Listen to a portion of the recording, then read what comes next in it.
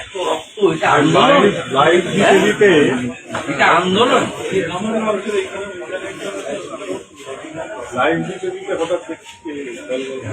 কি নিচের আন্দোলন? শুক্রবার ছাড় ছিল না, প্রাক্তন মুখ্যমন্ত্রী বলেছিলেন না শুক্রবার তো একটু একটু হবে, কি করবো, চিহ্নিত করে রেখেছে। এখন চিন্তা করতে হবে, চিহ্নিত করতে রেখেছে। পুলিশ আজকে যে ধৈর্যের পরিচয় দিয়েছে, আমার বলা ছিল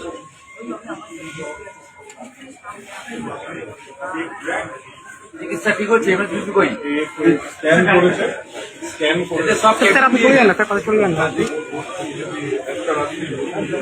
রাখতে হবে, রাখতে হবে।